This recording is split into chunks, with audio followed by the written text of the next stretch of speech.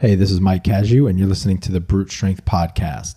This week, I'm back for round 2 with my friend Bruce Pitcher. Bruce was a participant of ABC's Extreme Weight Loss almost 5 years ago now, and in that time, he lost over 200 pounds in a year. Bruce is one of the most inspiring people I've ever met in my life, and on this show, he shares what has separated him from everyone else when there are over 90% of participants on shows like that don't keep the weight off over a 2 or 5 year period. So we talk about what separated him, what he's done differently, and what you can learn from his experience. Enjoy the show. Hey, this is Mike Casu, and this is the Brute Strength Podcast. Bruce, we're back, baby. Thanks for making some time for me, man. Thank you for having me, man. This is freaking awesome. I love it. Yeah, I'm excited to continue our conversation from last time. So you and I just met. I saw you in Arizona, and you were catching me up on your life, and you basically told me something that I didn't know. Basically, people that go through a program like you went through, you were on ABC's Extreme Weight Loss, and people that go through a similar thing, whether it be The Biggest Loser or that show or a number of different TV shows where people are losing hundreds of pounds in a year, the vast majority don't make it to the 2-year mark. Do you happen to know exactly how many people, like what the stats are on that? It's something in the 90 percentile is what it is. They were saying somewhere in the 90 percentile of that don't keep the weight up in especially 2 to 5 years, especially. So they basically put on all of that weight back on. Mm-hmm, and some. Gotcha. So I'm sure you guys talk about this all the time. Why do so many people fail? I just think it just has to do with completely changing your entire life and who you surround yourself with. I mean, you really have to take the ultimate sacrifices to really change and get all the way all in to what you really want to do. Like, you got to keep waking up every single day the way that you got there, and you got to be hungry enough to keep going that same direction. It just can't just be like, oh, I lost the weight, now I can relax. Mm-hmm. You got to keep working and working towards each and everything. You got to keep setting goals. You have to have goals in mind every time that you go. And it's not easy. Like, it's a constant battle, and you got to have your action weight. You got to still meal prep. You got to still do the little things to keep the weight off. Like, a football analogy that I was using, the little things win the big games. Well, it's the same thing in transformation. The little things that you do are the things that keep you in maintenance and keep you like striving to be successful in everything you do. Yeah, I look at it a lot like going to rehab. You can Yes. go to the best rehab center on the planet and have a great transformation while you're in there. But if you don't transition out of it and you don't carry the tools, the skills, the community out with you, then you don't stand a chance. And so I know with you guys, it was in a completely controlled environment, right? You had like the best trainers in the world, best nutritionists, all of the resources. And so, but then it comes a time where it's up to the participant, it's up to you to carry that out and continue doing the little things. And a lot of people just aren't able to do that or aren't willing to do that. Yeah, exactly. That's exactly it. You hit it spot on. It's just, you got to make sacrifices. That's what I always tell, especially the people I work with. Hey, you're going to have to make sacrifices. Like, for instance, here's just a simple sacrifice. At my leasing office, they say, hey, come down, meet and greet, we'll have some snacks, da-da-da-da-da. It's so easy to just be like, oh, okay, cool. And you tell yourself like, oh, I'm going to be good. I'm going to be good. But no, you're not going to be good because you're walking into something that is really going to trigger what you are addicted to, like, for instance, with drugs and you Kaz, you can comment on this too a little bit of like, if you walked into just surrounded by the stuff that was back in the day, it's really hard to just say no and no again over and over and be like, a little bit won't hurt. And then the next thing you know, you're just falling off the deep end. And those little things that you have to do to make sacrifices in your life to be fully transformed is really what you need to decide if that's really what you want and if that really is what makes you happy.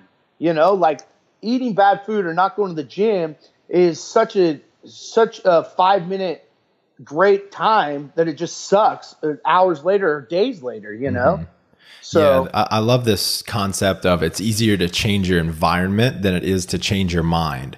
So for me, early on in recovery, I never went into a bar. And I definitely never hung out with anybody that was, using drugs, especially opiates, because I wasn't going to leave it up to my willpower and my mental strength to say no over and over and over. If you just don't put yourself in that type of position to make that kind of choice, then you can set yourself up for success. The hard thing with food is it's everywhere. Right? We can't escape food, and we can't abstain from eating. So it does make it even more challenging. Yeah, no question. What do you think specifically sets you apart? Like, why were you able to take what you learned while you were on the show and then implement it in your life? I think ultimately boils down to integrity and how important it really is, and keeping your promises to yourself, and like really, really holding that so precious to you, because it is so true in everything that you do in order to be successful or stop any addiction that you do. It boils down to integrity.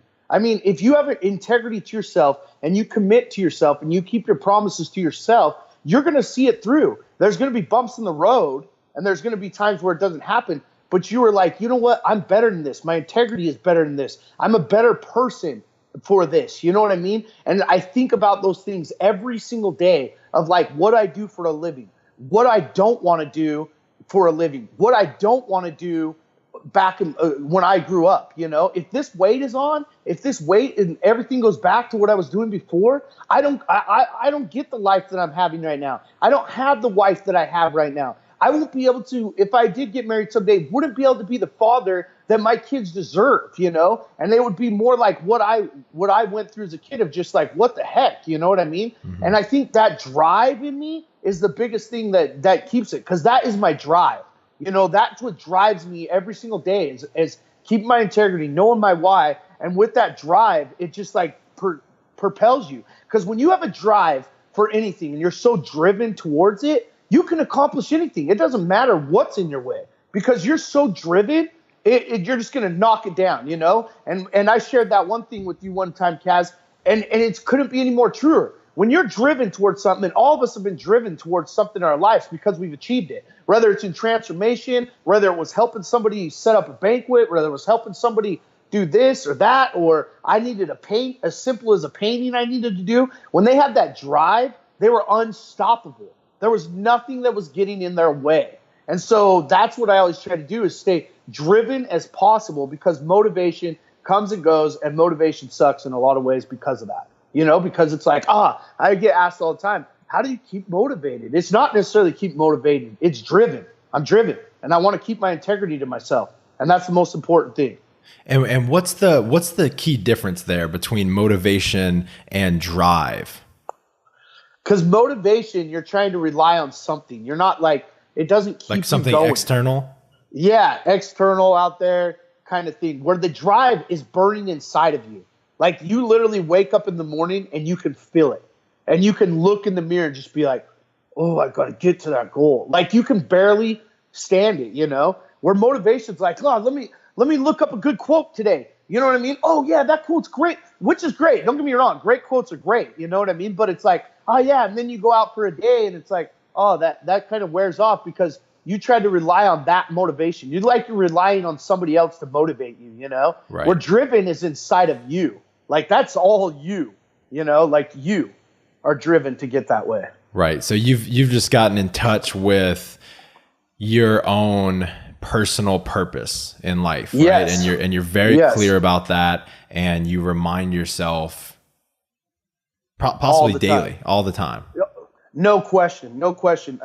I'm constantly, if I'm driving in the car by myself, if I'm walking down the street by myself, if I'm jogging by myself, if I'm laying in bed, when your mind water, it constantly is going like, hey, this is what it takes, man. You need to be better. How can you be better? And and I'm not perfect at all. Like I still have a long ways to go, you know, like, and you've kind of seen a more of a front row seat to my growing than even people that saw my front row seat of me losing the weight. You know, it was like a whole different like life now. Like, oh, you lost the weight, you got there. Now what? What are you gonna do?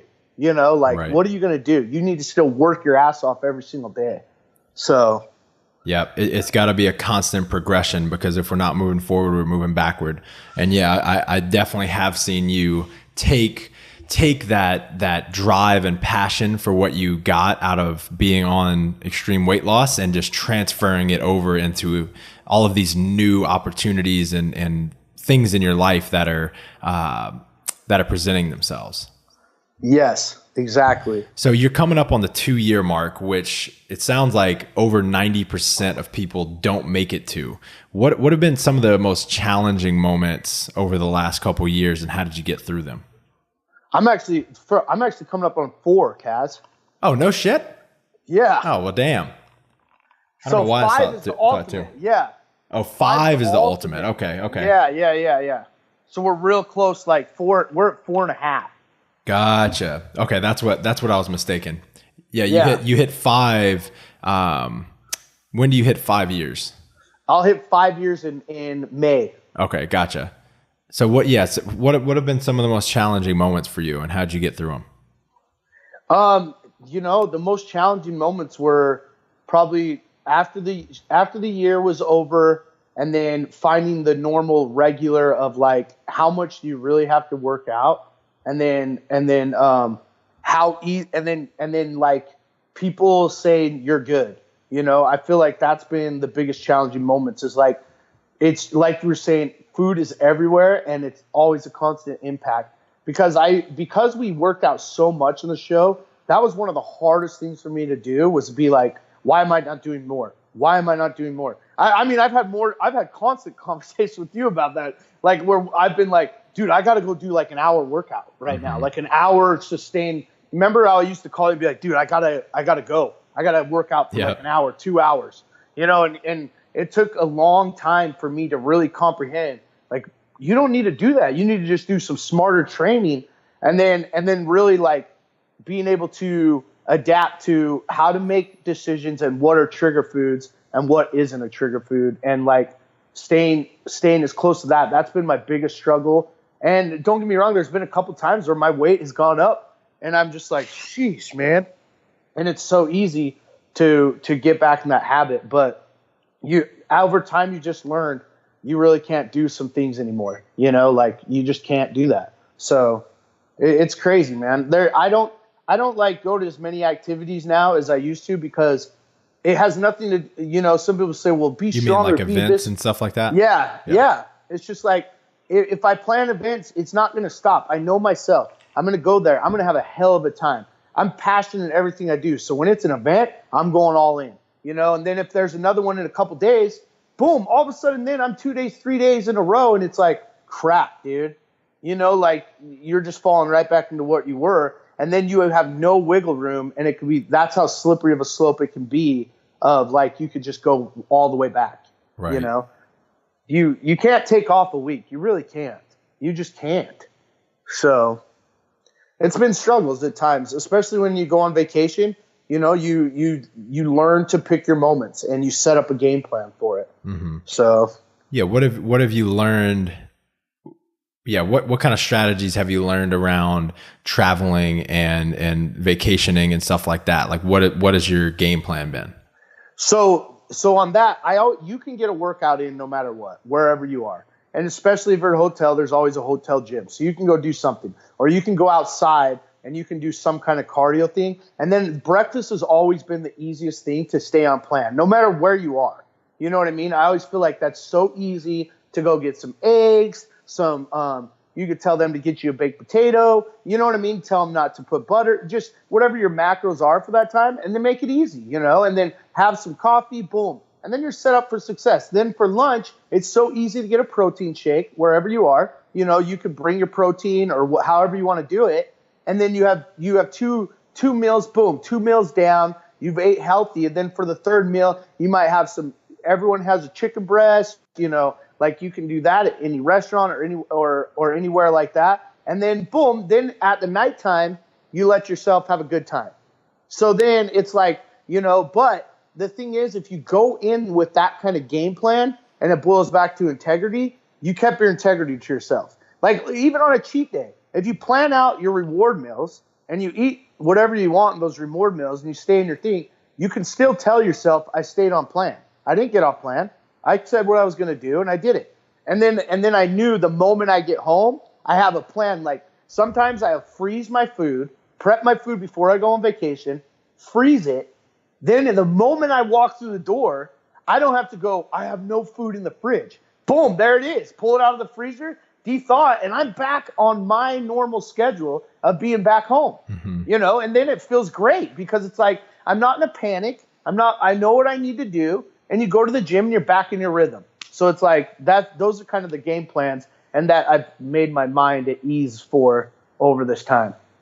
Yeah, I love something that Adi has been talking about a lot more is being very clear about your intentions and your goals going into a vacation or a travel period and not assuming you're going to stick perfectly to whatever diet you're following, right? Yes. Because usually that you're just not going to do that.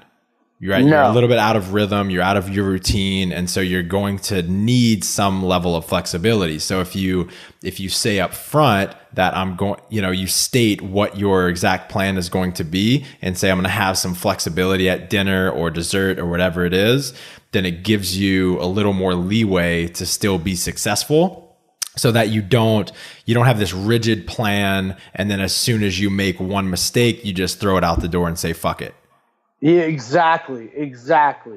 That's bingo, right on the head. Because you don't want to go on vacation and be like, oh my gosh, what am I doing? And have that in the back of your mind and not enjoy your vacation because you have to learn over time to make it work. So this isn't just like, it's your lifestyle. Like we always say, it's a lifestyle, like boom. So make it a lifestyle. So one thing I know, actually, I'll back up. I was at a conference actually right before we met in Arizona. I was out at a conference and I heard this, I think he's an addiction researcher or scientist. And he was basically talking about trauma. His name is Gabor Mate, and he's one of the leading minds in the addiction field in general. And he was basically saying that everyone has some form of trauma from their childhood. There's either overt trauma, which is like rape and molestation, and then there's developmental trauma where someone didn't get one of their needs met, however large or small. And everyone has some level of it. And then addicts, his big thing was that addicts just tend to have usually greater levels of trauma. And so I'm wondering how many of the people on the show or just people that you've come into contact with that are obese or severely obese have some level, like some serious hardship in their lives. Oh yeah, almost for the shows, almost everyone. And you know what, a lot of them, when they remember asking this question, how many of these traumas have come from their dads? Actually, majority of them have been that. Really? Believe it or not. Yes. Majority of them were because of their dads. Something down the line of, like missing that void, of like you were saying, molestation, all that stuff, like little things like that. A lot of them are their dads. They were addicted to something, didn't get what they wanted because their dad was an alcoholic, like little things like that. And that was the huge thing. Those are definitely not little things, but I understand what you're saying. Yeah. So like, that's what I mean. So yeah, that's what's crazy. And there always is some kind of drama. Then there's some that are like, I don't know why I have so much, like, they're like, I don't know why I have so much weight. My life has been great. Like, there are some of those, and they're like, I don't know why, da-da-da-da-da. And it's like, well, there's something, you know what I mean? There's something, and they just haven't really probably identified it because there's nothing that's too higher or too lower than anybody's. Right. But that's their trauma, So. Yeah. So for anyone listening, for the full details on Bruce's story, you can go and listen to our first episode, episode 6 of this podcast.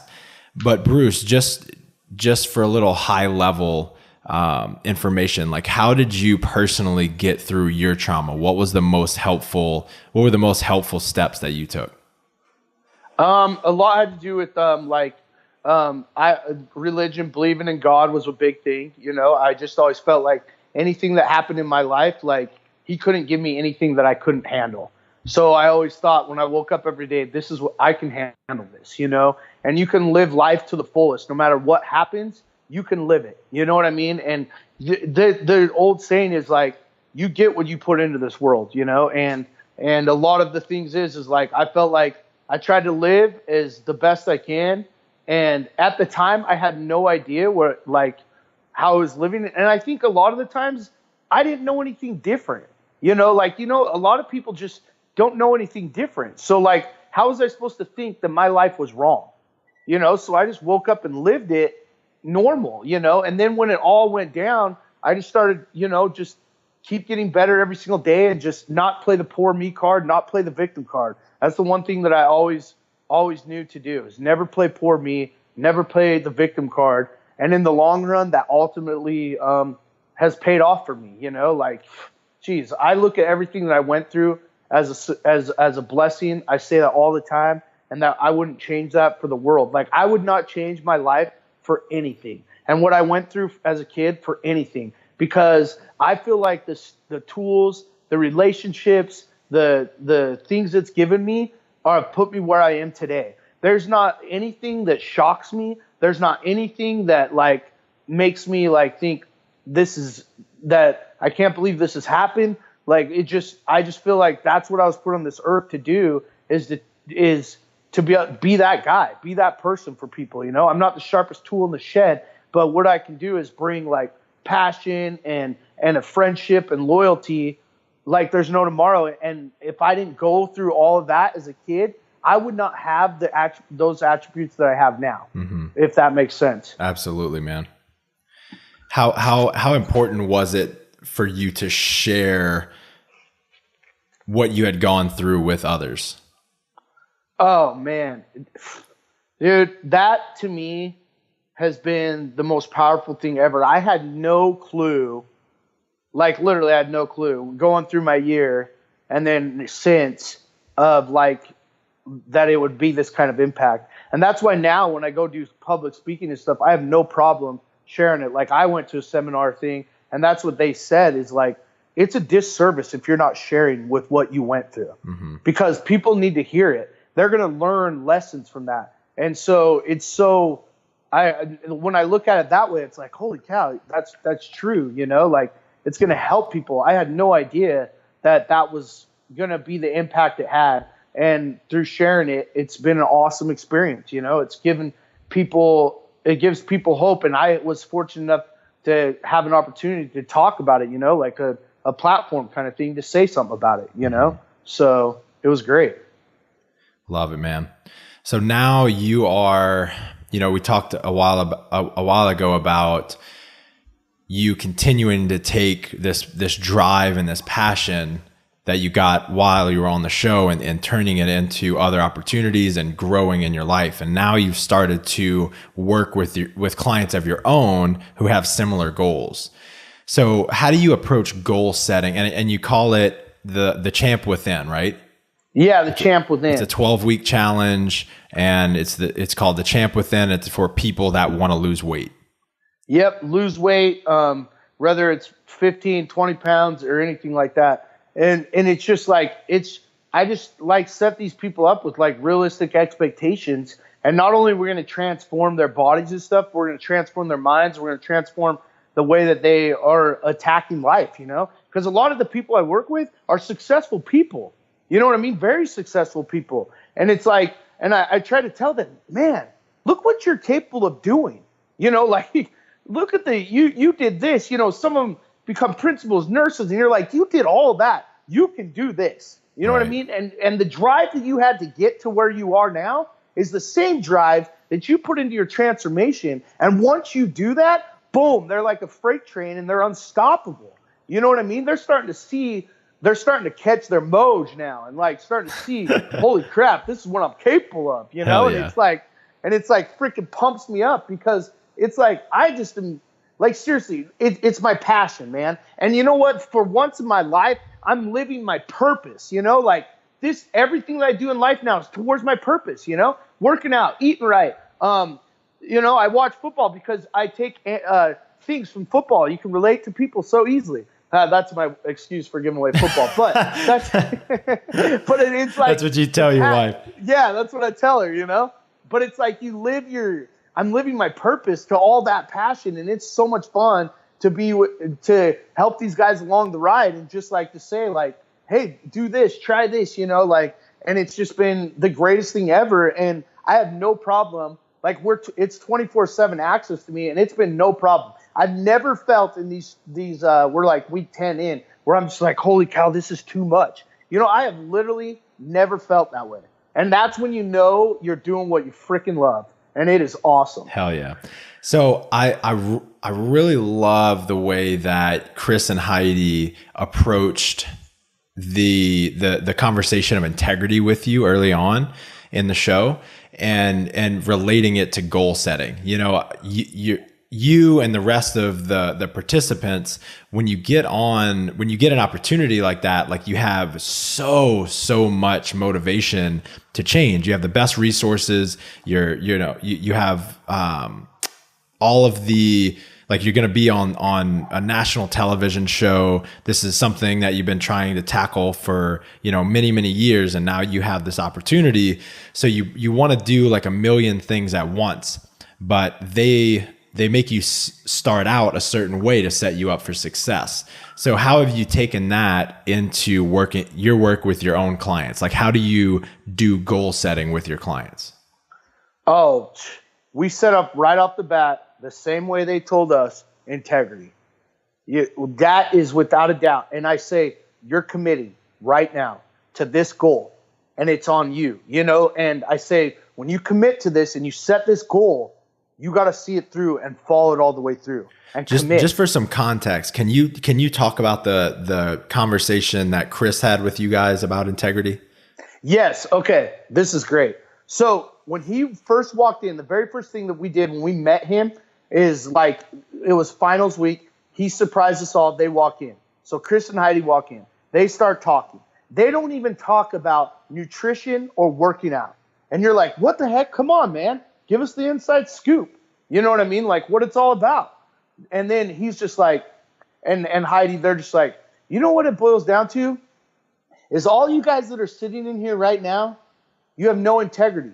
And at first you're like, what in the heck? Nobody likes to be called that they have no integrity. And you're like, what are you talking about? And then he's like, you have no integrity to yourself. And then you're like, what? And then they're like, if somebody else asks you to do something, you are gun-ho. You don't miss. You're always there. You have integrity to that person no matter what. But the moment you commit to something and you make a promise to yourself, you just don't do it. And he was like, how many times is 2011 going to be your year? Oh, comes by. Well, 2012, this is going to be it. He says it just like that. And you're like sitting there and you're like, holy crap. That is so true. He's like, you make promises to yourself all the time. I'm going to go to the gym. I'm going to do this. I'm going to get on the treadmill. I'm going to eat right. I'm going to do this. And the moment you just stop because you have no integrity. I had none. I had no integrity to myself. I didn't give a crap about myself. I didn't care what I was doing. It was just whatever. And that really set in so strongly of like, holy crap. So then when you set your goals, it's like, boom. I said I'm going to do this, and I'm going to do it. You know what I mean? And it means so much to me now. Like, if I don't do it, it's like a complete disaster, Mm-hmm. I feel like crap. And that's the key to transformation, because you got to keep your integrity all the time. Like, I have to commit. Like, I'm already prepping myself for Thanksgiving, for Christmas, for New Year's. Like, I already set up game plans for those things because I'm like, I got to keep my integrity, And then once people dive into that, so when I talk about that with my clients and then it's like it registers now. So now when I ask them to do something for like their goal or whatever it is of like having a perfect day or getting on the treadmill for 20 minutes, it's like, okay, now they know they can't stop at 1959 because that's not the way this works. Mm-hmm. So that's when you finally, when it hones in that much to them, that's when they're just going to be boom, boom, boom, boom, boom. So that's how, because when you have integrity, you're going to eat right. When you're integrity, you're going to go to the gym. When you have integrity, you're going to do the things that make you successful, because you're just going to be like, no, I can't do that. When you're on the airplane, the best analogy is the stewardess to them say, when the mask drops, don't put it on your kids, put it on you, because you need to take care of yourself first before you can take care of them. Because if you don't put the mask on and take care of yourself, you're diddly shit for your kids. Sorry to swear, but you're diddly nothing for them. You know what I'm saying? So it's the same way. These people are like, well, I get so busy and I can't do it for my kids. I got to watch my kids. Well, you're not being the best version of yourself. Let's just be real for a second. You're cheating your kids because you're not being the best person. Are you being the best? If you have to wake up an hour earlier to get to be your best while they're sleeping, to go do a little bit of a walk or a gym, is that going to pay off in the long run? Damn right it is, because you're the best version of yourself. You're going to last longer for them. You're going to be able to do things for them, And then when you go to work, you're going to have like a chip on your shoulder of like, look what I'm doing. I kept my integrity. You're going to have a light to yourself. You're going to be unstoppable. That for everybody around you in your marriage, you're doing everything you're supposed to. Like when me and Alexa's marriage is not going well, and don't get me wrong, we're like great. But like the thing is, it all boils down to me because I'm not eating right. That's simple. Or I'm missing the gym. And then I become so like irritated and I look in the mirror and I'm like, gosh, I'm a failure. I'm not doing anything, and it's like, I'm just in a grumpy mood. But then when I'm thriving to get better and I'm doing what I'm supposed to the gym, it doesn't matter if I'm making $1 million. It doesn't matter if I'm doing this or that. My integrity's out the roof. And then I can look at these people when I'm talking to them and tell them how important integrity is. And it just freaking is awesome because it's authentic and it's coming real. You know what I'm saying? I just went on a long tangent, but that's what I mean. So yeah, I like how you brought in the piece about parenting as well. From that same researcher I was telling you about, Gabor Mate, he said the best gift you can give your kid is your own happiness. Yes. Right? That's great. Yes. So when we're not being, like you're saying, when we're not being the best version of ourselves, right? When we're not happy, when we're not fulfilled, then one, children tend to take that personally. They think they are responsible for that. And then it just models for them later in life how life should be. Right. And so if we're not going for, and I'm speaking as someone who does not have kids, so what the fuck do I know? But from what I hear, I think parents have to model really going after what they want in life and really taking care of themselves if they want their kids to do so. Yeah, I love that you brought that up. So how do you take that piece of integrity and implement it into goal setting? How do you teach people to not bite off more than they can chew so that they can actually build that integrity with themselves? Yeah, so like I asked them to set a goal of like, hey, can you just do 10 minutes this week? 10 minutes of working out this week. That's all I ask. And get in your water, something that simple. Let's make that simple of a goal. Like 10 minutes. And then boom, they hit it for a week. And I'm like, boom, can you believe that? You did it. You know what I mean? It's like you tell them, damn, you did that. Did you do that a week ago? They're like, no, I could never do. I was like, look what you're capable of doing. I said, can we go 15 now? You know what I mean? That's simple. Can we go 15? And they're like, yeah. You know what? Yeah, I can do 15 because they just committed to 10. They're like, right. Yeah, I can do 15. Boom, they do 15. And then all of a sudden it gets up to 20. Then it gets up to 30. And then the next thing you know, they're working out an hour. They're like doing this. They're doing that. They're like, all right, now, Bruce, I need to set a goal. And I'm like, all right, let's get you running a 5K then. Let's go do a 5K. Boom. All right, let's get you to a 10K. And now we got one of my people that's shooting for a half marathon now. It's going to do a half marathon. And it's good. And, we're starting slow. Like we started slow. And then those goals become so easy. Like, I commit, and it doesn't have to be about working out even. It's like, hey, can you just commit to like not not drink a soda, like leave an extra soda out a day, you know? And then that's how it builds. And that's what Chris and Heidi taught me. And that's how it really is sustainable. Because if I went to them from week one and said, guys, everything you're doing, stop right now. You need to do exactly this, this, and this. That's it. Do it, and you're going to be accomplished. Yeah, you know, they're going to do it for a week or two, but what really are we fixing? You know, they're just like kind of like in on this whole thing where it's like you need to build them up, build people up, and then you start to see them transform. And so what? It takes a year. Like, so what? Because if it takes a year for the next 40, 50 years, 60 years of their life to be healthy, who gives a shit? You know what I'm saying? Like, they would trade that in a heartbeat. If I told you, Kaz, you work hard for a year, you're going to suffer for a year, but then you're going to make, after that, you're going to make $500,000 a year, you'd be like, all right, cool. I can do that. Yep. You know what I'm saying? It's that if you put in those kind of analogies, it really is. And a year is not that long. I mean, we thought it was 2 years ago, our last podcast. That was like 3-4 years ago now that we've been friends. Can you believe that? Yep. It's crazy. So what happens in that case is all of those behaviors just become part of their lifestyle. Like that is the recipe to making it a lifestyle and not just a something you do for a short period of time, right? You build on each little piece of that so that the behaviors become automatic. They just become a part of how you operate. Bingo, exactly. And I'm sure you see that with the people you work with.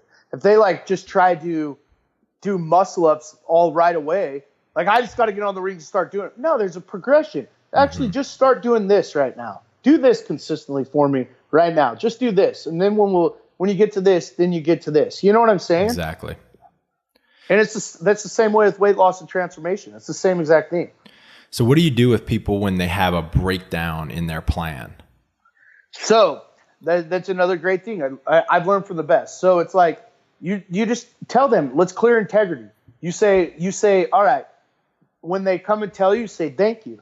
Okay, what's our plan of action now? You know, how come that happened? So we talk about like, okay, all right, how can we avoid that situation next time? And then we take a plan of action and we act on that immediately. And then I always say like, boom, you're right back on plan. Look at that. That next meal, you were right back on plan. Oh, you went worked out? Oh, you're right back on track. No big deal. And we move forward. So we identify it. We figure out why that happened, how it happened, and then we take a plan of action. Integrity is cleared, and then they're back going 100%.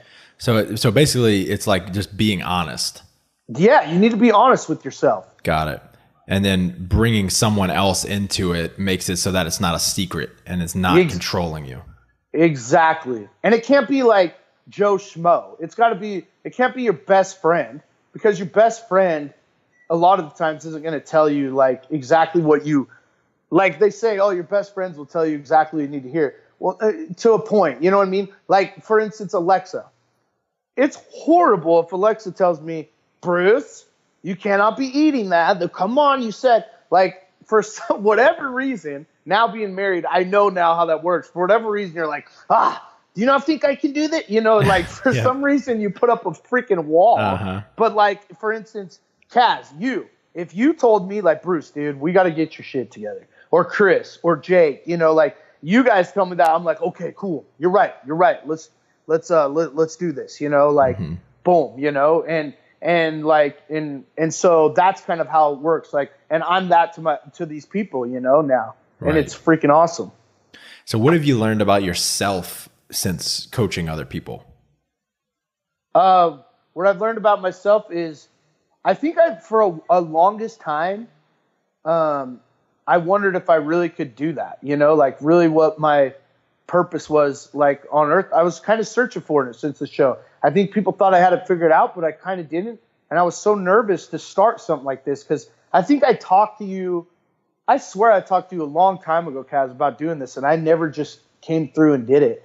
And what I've learned is like, wow, man, I can do it. And I learned like I'm put on this earth for that reason, you know, and feel like I can achieve things once I really, really put my mind to it. I mean, it's so true. So I've learned that this is what I'm supposed to do, and I can do it, and I'm smarter than what I think.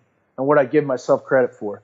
Yeah. What was that sounds arrogant, but hey, that's all good. That's what I feel like. I love it, man. What was the experience that finally got you into action? Because you have been talking about it for a long time, and then finally you had this experience where you just felt like you could do it. What was that like? Oh man. Okay. All right. I'll just be 100% honest. I'm always 100% honest. So when I moved to Arizona, I didn't have anything, man. I was dropping, and like my bank account was low as could be, low as it's probably ever been. I will not say it out loud, or whatever. Yeah, and right. I was in a panic, and I was like, man, I have got to do something. So I thought, you know what? I'm going to go drive Lyft and Uber. I'm going to make this work. Boom. My car has a freaking faded paint a little bit. Can't do that. I go apply for 3 jobs, just working at Best Buy. Boom. They don't give it to me. I'm like, what in the hell? I go apply for all these jobs. I go do these interviews. I don't get them. And I'm just like, what is going on? What is wrong with me? You know what I mean? I'm like, are you kidding me? And here I am, married, just moved to Arizona. My wife doesn't know. And I'm just like, I see a couple things of like people helping out weight loss transformations. I sat home and I was just like, I got to make something happen. I got to act on this.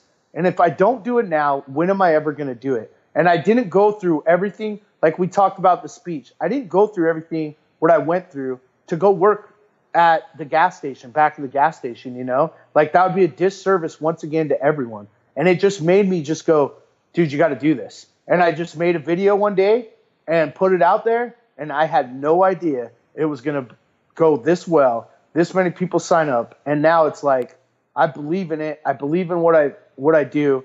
And it's just an awesome experience. And it helps that seriously, I couldn't have asked for the better of 19 people to do my very first one with them what I have. I mean, these guys are freaking awesome. And they're electric and they're positive and there's no negative comments. I mean, it's just awesome. And so that's what finally just turned the point is like, put up or shut up, man. You going to do it or not? Mm-hmm. And the truest statement is when you put in the work, people see you doing the work, people are willing to help you. Like this, you're not doing any of this stuff by yourself. Mm-hmm. I have had people helping me get to where I am right now, no doubt. But you know what? They see that I'm putting forth an effort too, so they're more willing to help. Right. So it's been awesome. Yeah, unfortunately, it takes a lot of us an enormous amount of pain before we can really take action, right? Yeah, we hit rock bottom. Right. But I'm glad you're into it and you're loving it, man. It's cool to see you so passionate about it. It's great that we hit rock bottom before we finally wake up. I mean, think about it, Kaz. It's always great to have people hit rock bottom, Like you basically hit rock bottom before you started to change your life around. I hit rock bottom before I finally decided to change my life around, Like it's so true sometimes where you have to tell someone, hey, let them hit rock bottom. And they're either going to come out on top or they're going to stay at the bottom. It's that simple. Right. So the easiest way to get out of a hole is to stop digging. Exactly, dude. So you got a book coming out, I think in January, if it's still on schedule. Tell us about that. Still on schedule. So it's just going to be my life story and stuff, and just the people that have come across in my life, and like it's going to be called Larger Than Life: The Bruce Pitcher Story. And so it just goes into like my life growing up, sexual abuse from my dad and stuff, talking about that, getting into details so people can relate, because there's so many people out there that have gone through similar experiences. And then people like you, Kaz, sharing stories, just to kind of give the reader a little different perspective on it. Like it'll basically be you guys talking in the book, mm-hmm. The ghostwriter, Rachel, who's also like kind of the co-author. She's done an outstanding, greatest job ever of helping me write this, and it's just awesome. And I'm just so looking forward to freaking putting it out there, and hopefully people will want to read it and enjoy it. And I'm just like so excited for it. I can't believe it, because who thought a guy that had a 2.2 grade average in high school overall and the last 50 of his graduating class would be writing a book, So mm-hmm. Boom. Hell yeah, suckers. Yeah. So before we close it out, what advice do you have for people that are stuck in some way of thinking or acting that is not serving them, whether it be some form of addiction or just something that they're not doing that they want to do? Okay, I have a great so speaking of Kaz, if there's people out there that listen to this and stuff, is the 5-year mark. I know there's been a lot of stuff that's come out, especially Good Morning America, all this stuff about when people lose the weight, they can't keep it off. It's just not going to be sustainable. Mm-hmm. And I know that, and there's a lot of people that have come out and said, I lost those weight, but the doctors have said this isn't capable. Bullshit. You know, I'm just going to say that now. Like, don't you worry. Don't you think that. Don't let that get you down, because you can do it. And if you're wondering where to start, just start with one simple thing of moving 5 minutes a day and drinking your water. Keep it that simple to start, and keep your integrity to that. Commit to that and just stick to it, and then move up from then. And know that there is always hope and that you can do it. And all this studies that have come out are false. Be the people that defeat those odds. Be the people that like crush them. So then we flip that percentage around, and then we're looking at all those people like you were wrong. So that's what I have to say about that. Oh, that's great, man. That's exactly the type of advice that I give people that are stuck as well, because the smallest action will breed more action. And once you get into action, you're filled with all of this new motivation, because you see yourself progressing, however, in whatever, small or large way, you see progress towards your goal, and it breeds more motivation to take even bigger action. And then it just becomes it just propels you forward, right? And it becomes an easier task. So whatever it is you want to do, pick out one small thing that you can commit to and just take action towards it, like now, like today, not in a week, not in a month, something that you can do right now to start moving forward, because that's going to propel you forward even faster. Yes. Bingo. So where can people keep up with you on social media, and where should they reach out to you if they're interested in the Champ Within? They can go to @BrucePitcher is on my Instagram. You can message me on there. You can message me on Facebook. And you can, and it's the Bruce Pitcher extreme weight loss page, or it's Bruce Pitcher. My private one is like Bruce Carlton Pitcher the Third. I don't know why I did that, but that's what it is. And then they can always email me to bpbestself@gmail.com. Awesome, man. Thank you so much again for your time, brother. This was great. You know it, Kaz. Love you, brother. Thanks for everything. Talk to you soon, man. Okay, bye.